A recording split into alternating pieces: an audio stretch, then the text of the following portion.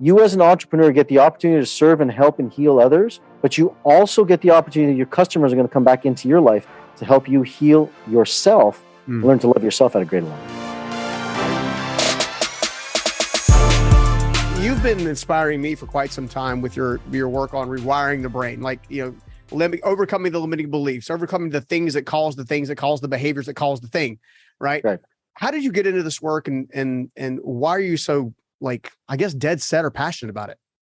It's crazy because I got into it being in practice. I started working with patients, and literally I had patients would come in and say, my back hurt, my back hurt, my back hurt. And I was like, okay, what? And I'd look at their chart, right? And I'd look at it and say, why does it hurt? Their pain always shows up on the third of the month.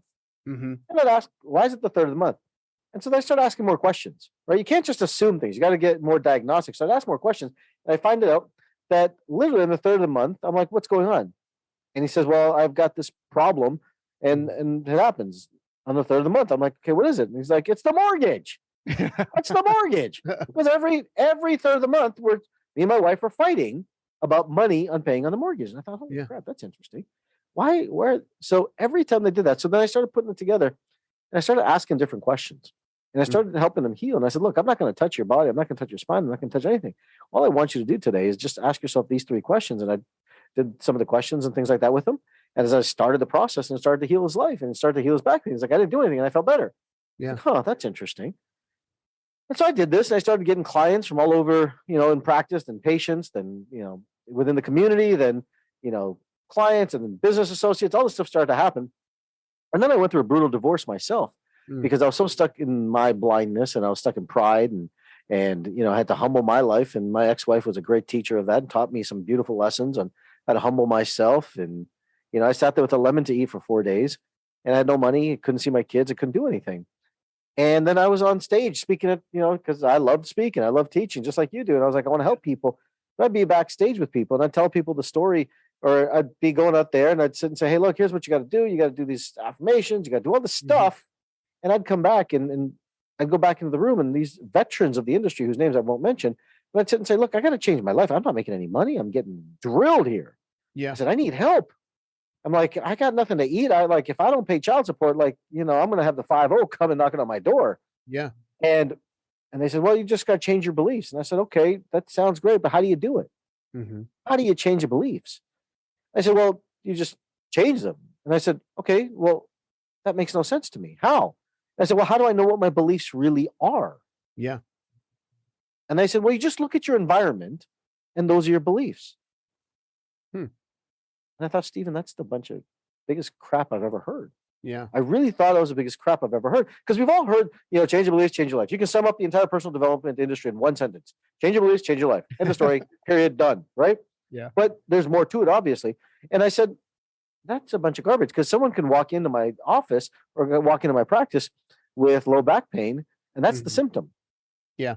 But the problem could be a back pain, could be a disc, could be a herniated disc, could be a low back issue, could be a sprained strain, could be a subluxation, it could be cancer, for crying out loud, right? It could be almost 200 different things that were causing the symptoms of the back pain.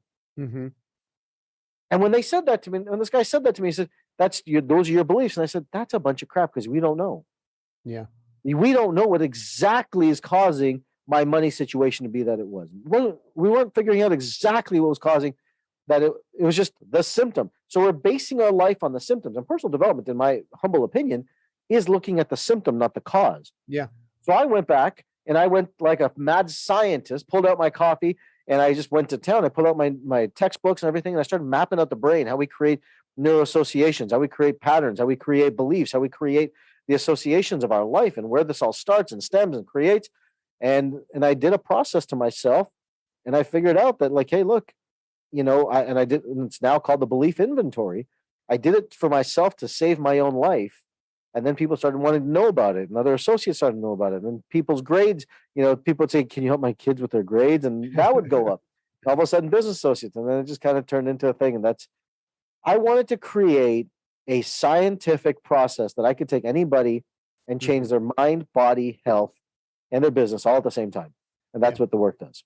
Well, fast forward to today. Like, obviously, you're in the middle of an amazing live event at the time of this particular recording. I'm sure you'll make it available for everybody online.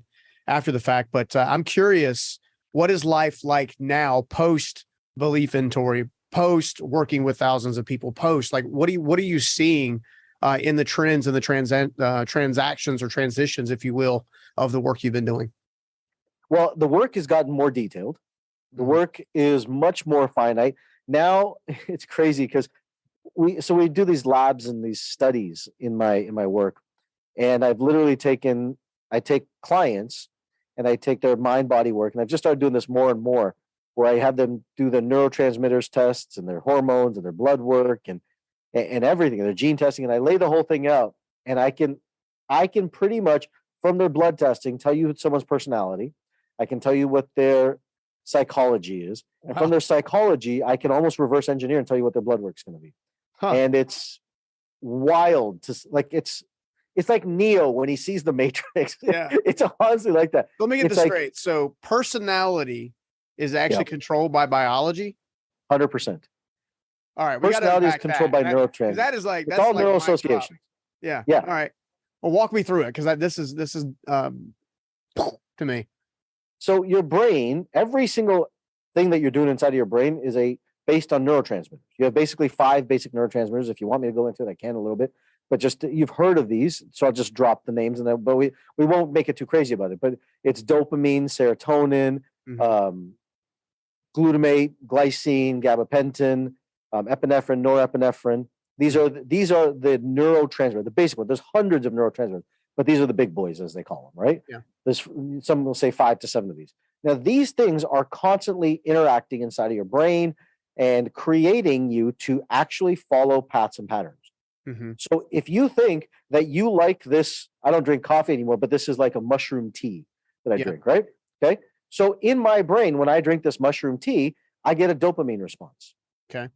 And that dopamine response creates in my brain, says, oh, this is good. And it elicits a response from me to say, I want more of that, because I call that good. Now, if this was bitter and really didn't taste well, I wouldn't get a dopamine response. I would probably get a cortisol response, or I'd probably get a norepinephrine response inside of it, which would say it's bad. It would cause stress to the system. And so it'd say, I don't want more of that. So our entire psychology of what we think we like and we don't like is really based on the neurochemicals that are going on inside of our brains, asking us to look for these things.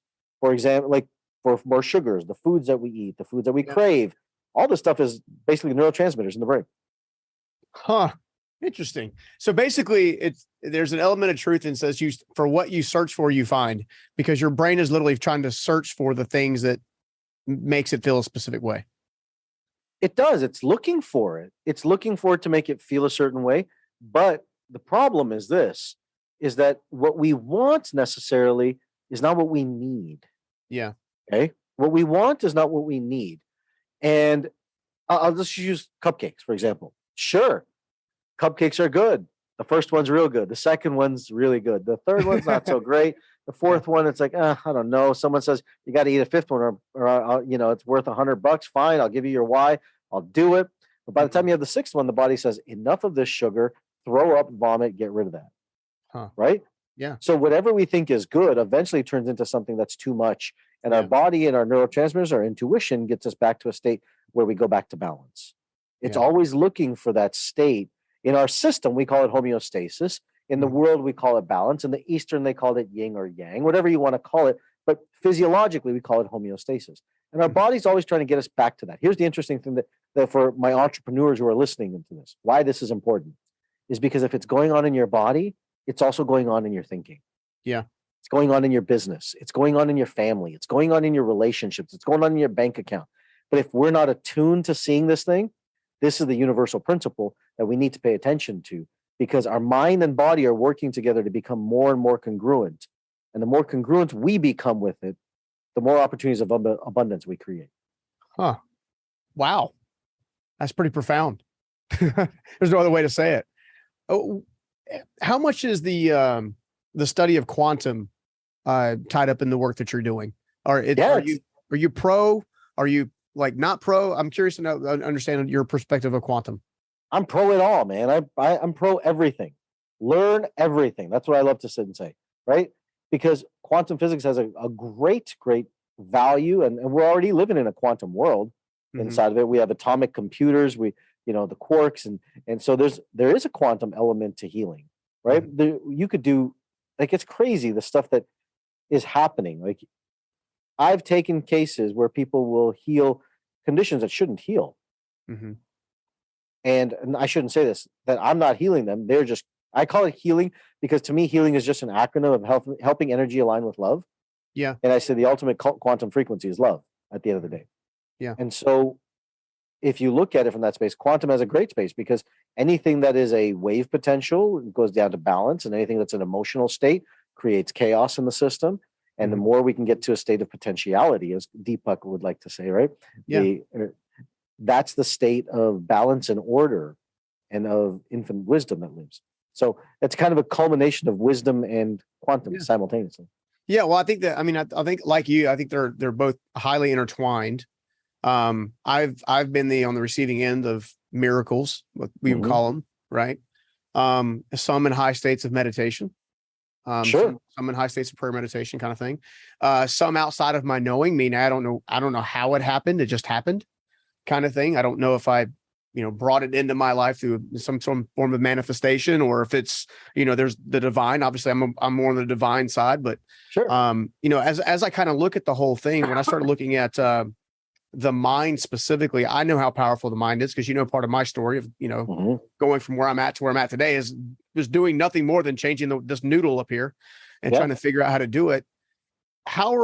What's the easiest way or the most practical way for someone to get immediate traction if they've maybe been stuck in that mental rut, to kind of get them out of the mental rut to the next stage? Yeah, I think the first thing that people can do is just, if you're in a mental rut, believe it or not, the first thing I'm going to tell you to do is not do anything with your mind. Okay. First thing I would tell you to do is do 25 jumping jacks. Okay. Because the first thing you got to realize is that if you're in a mental rut, you got to change the body. You got to move the body. You got to get oxygen into the system. You got to get oxygen flowing into your bloodstream. You got to get that physical state. You can't think your way out of the same state you're in. Einstein said you can't create a new solution the same level of consciousness in which it's created. Yeah. Your frequency in that state is literally the same state that's stuck. So you want to change that first thing. So I'd tell you the first thing to do is get up and do 25 jumping jacks or push-ups. Just move instantaneously. Second thing I would tell you to do is say, you know what? Next thing I would do is tell you to take 5 minutes of deep breaths. Okay. You can't take 5 minutes of deep breaths and have the same feeling inside of your system.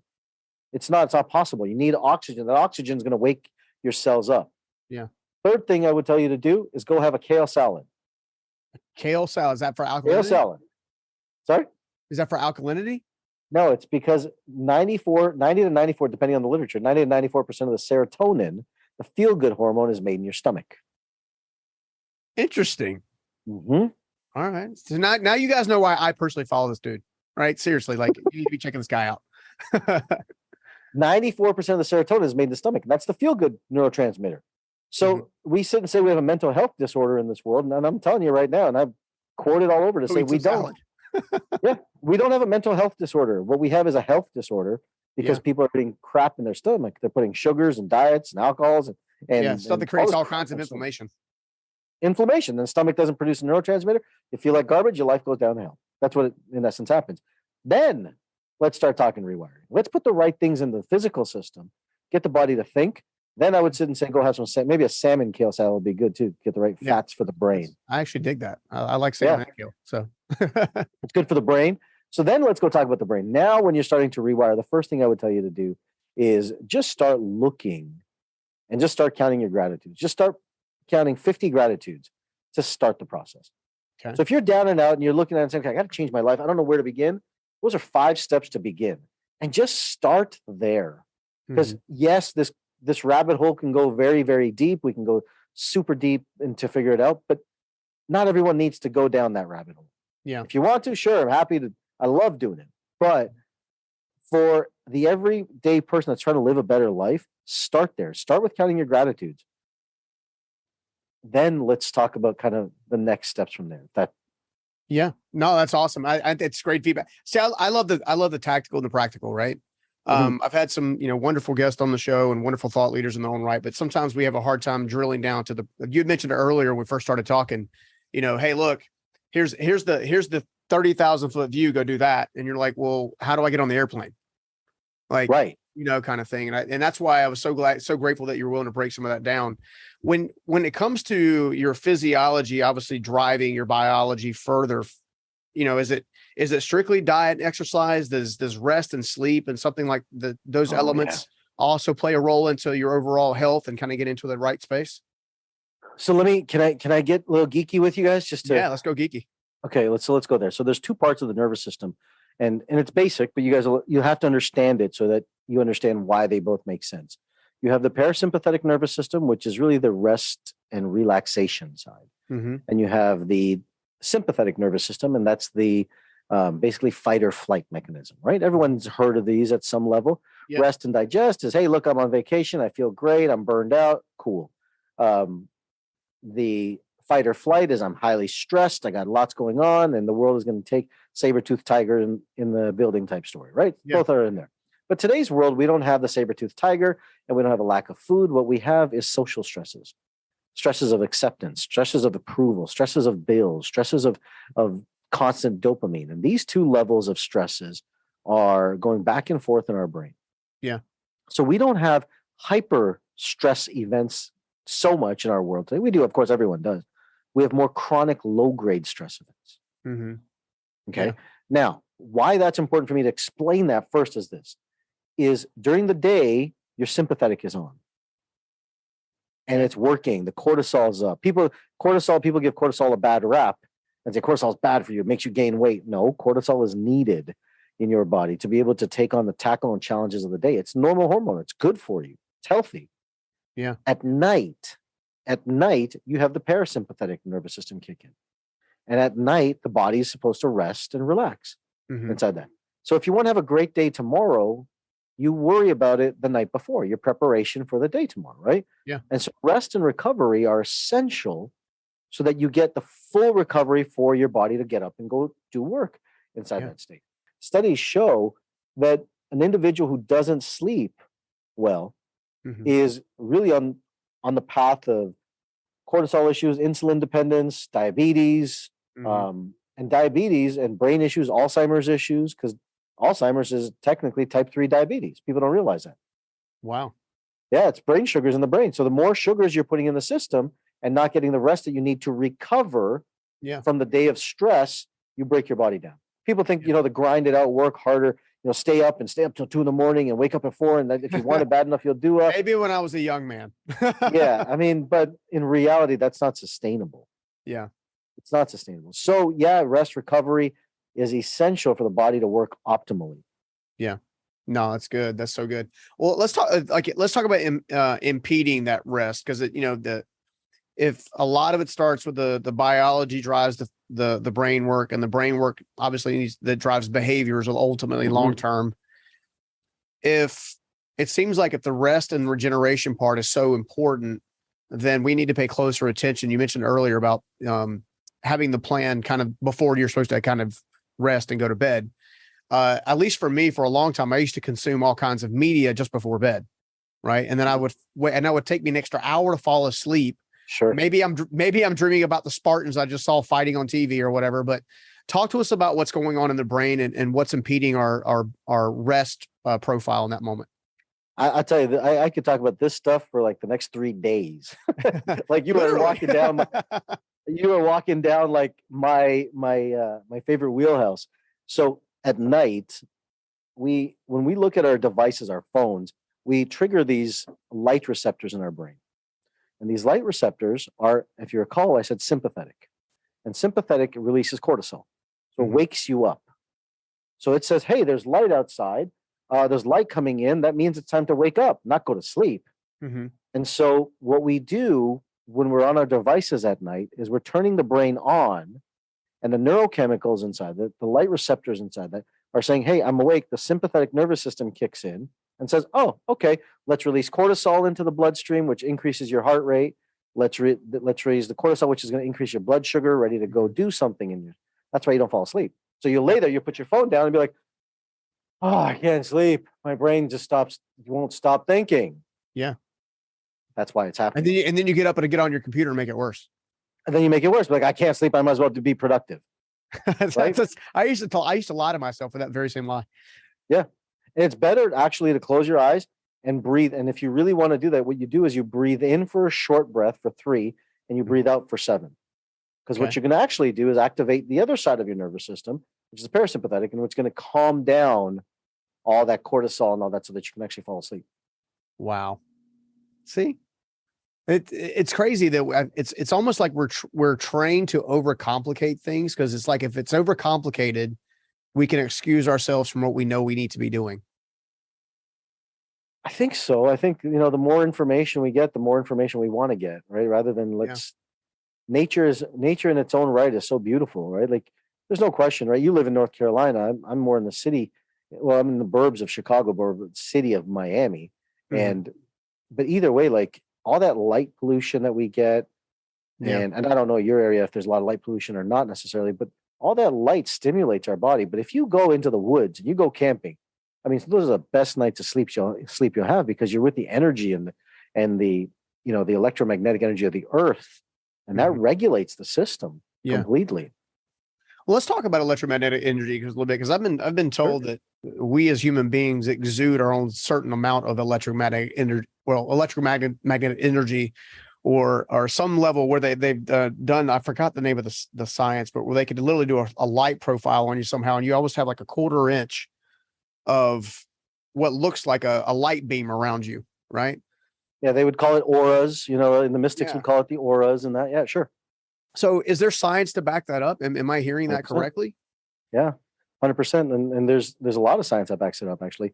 There's now, I've been doing this for about 7-8 years, but now people are diving into these PEMF mats, if you've heard of those. And what they do, it's called pulse electromagnetic frequency. And what that does is that it balances your energy to the energy of the earth. And it's kind of this pulsating energy to reorganize your body, your nervous system, your cells, and it's a truly healing mechanism. It's super valuable. I use mine pretty much every day, especially if I'm home, for sure. I use it pretty much every day. And what it does, it regoverns the entire energy system of the body. Mm-hmm. And the electromagnetic energy is completely real inside that, and some people will see it. They can see like those auras and colors and things like that. And there's even photonics around their pictures, or cameras that will take pictures. They will show the aura of a person around it. Yeah. No, that's pretty profound. And the reason I think that is there's been a lot of talk, especially the last 5 or 6 years, about raising your vibration, becoming more magnetic to the things that you want to bring into your life and things of that nature. And, for the longest time, it sounded kind of frou-frou to me. I'm just being honest. Sure. And then I started looking at the science, or starting, getting doses of science, I should say. It's not something I'm able to spend a lot of time in, unfortunately, but someday I hope to. But as I'm digging into this, I start seeing, well, if there's electromagnetic frequency within the body, it can be captured with science. There are color tones to it, which, going back to the mystics, my wife is one of those people that told me when she met me, she was, "You're blue." I'm like, "I'm what?" She's like, "You're blue." I'm like, "Huh?" I know I'm short, but I'm not a Smurf, right? Kind of thing. Right. And, we began talking through this a little bit, and then I go in and started doing a lot of auditory frequency music for me during my times of meditation or relaxation or whatever, with different, and I'm going through delta and beta and like going all through. But as I'm going through that, I find myself feeling better at certain frequencies than I did before. I popped the earbuds in and I sat there and I breathed for a little while. I typically do a sensory dip, sensory removal. I take, eye covering on. And I've discovered that there is an element of that seems to be real from a magnetic attraction perspective of more opportunities, because I'm putting more focus in making sure that I'm the best version of myself. I may be talking in circles, but I'm trying to articulate what I think is happening, and knowing that you could probably help me break it down. Yeah. So you're talking about what some would say like the frequency of vibration to create and manifest, right? That's really what it's coming down to. And there is, right? We can do it psychologically. Now technology is allowing us to use different frequencies to create, gamma states and alpha states and theta states and also that for healing, completely for healing. And the interesting thing is that when you allow the nervous system to be in balance and you rewire the brain, you're actually creating the same type of energy to help you create, to help you heal the system. Wow. And so we're in the process of working on doing studies around this. We're not there yet. I'm having too much fun with the lab work right now, but we, in essence, when you heal the brain and you rewire the brain, you're taking yourself to a theta state, an alpha state, and so that you can actually heal and create from that. So, but now we have technology that will help us get there and manufacture that space as well. And that's why there's people who are doing great work and helping people heal using meditation in that capacity as well. However, meditation, and that people aren't going to like me, I'm going to get a lot of hate mail when I say this, is for some people, it's an escapism versus an integration of their world, right? Yeah. If it's used as escaping, which a lot of people do, like, I just need to meditate because I'm so stressed out, then you don't heal anything. Then you're just calming yourself down to rile yourself back up, right? But if you're using it as an integrative meditation, where you're using it to heal kind of what's going on in your life and learn from it and assess from it and take the lessons from it, that's a different meditation. Completely.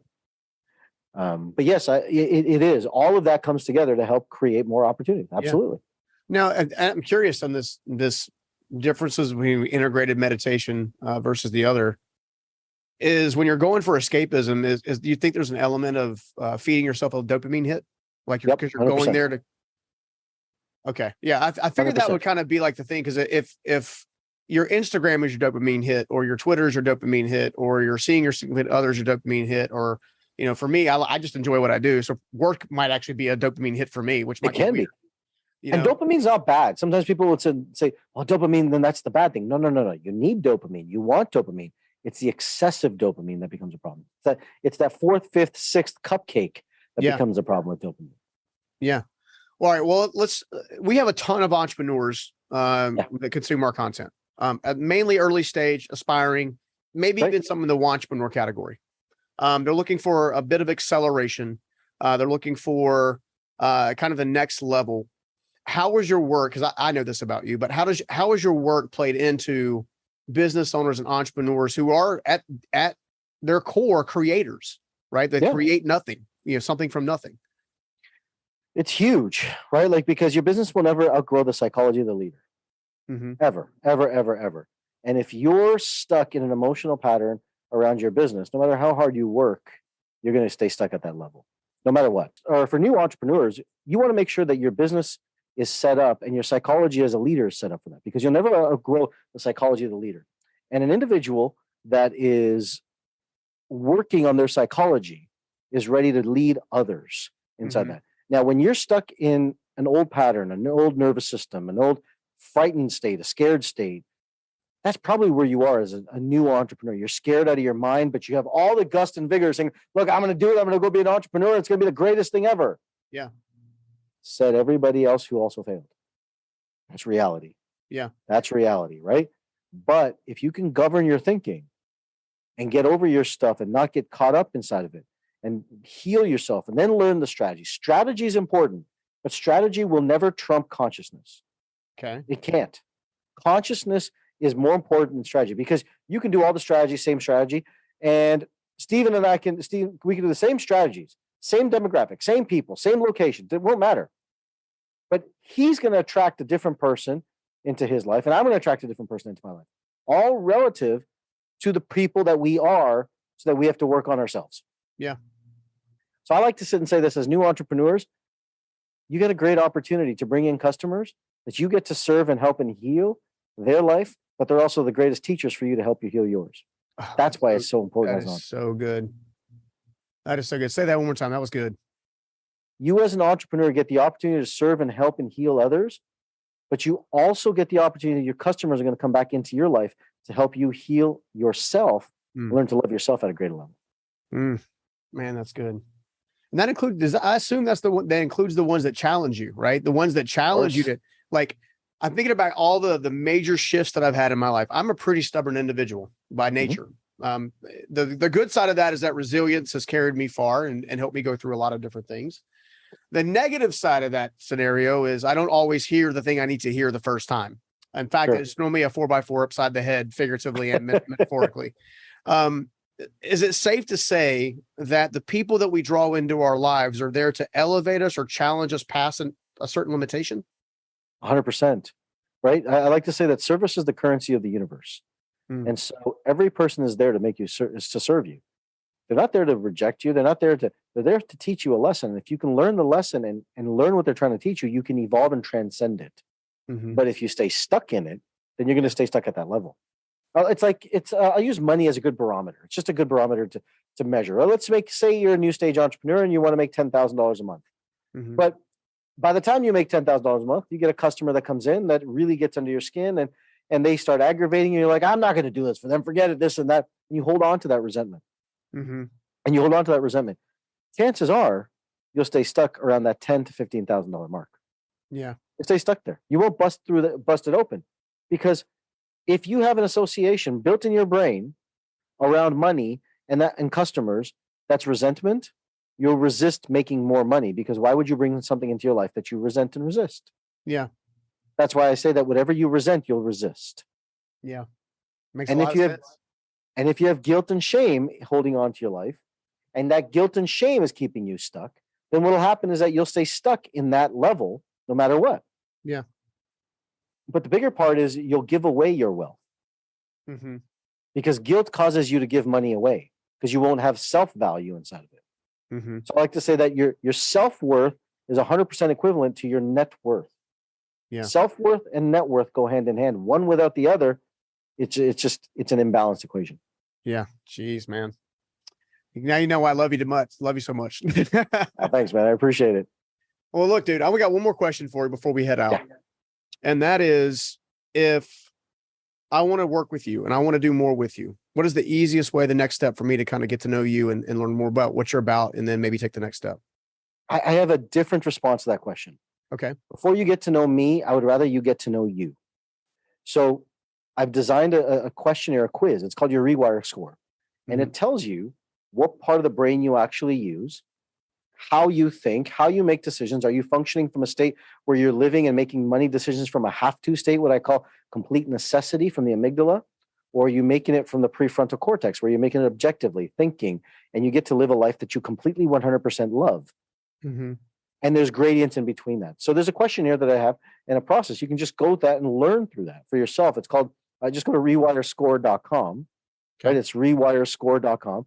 And you can do that for yourself, learn about it. And then if you want to take the next steps from there, you can get on a call with someone on my team, or you can just go to my website, drrewire.com, or any social handle that there is, Dr. Rewire. Dude, man, you're amazing, man. Thank you so much for hanging out with me today. I seriously thank you, man. Thanks for having me. This is so much fun. We got to do this more often. Oh, you got it, man. You got it. All hands down deck. Let's go. Let's go. All right, brother. Take it easy. Have a good one. Thank you, man. I hope you liked that video. And if you did, make sure you check out this next video right here. There's something else that's more important than all of that. And it's not the bucket list, and it's not your bank account. It's not the car you drive. It's not even your career choice. Research shows that the number one regret at the end of your life is not having the courage to live true to yourself.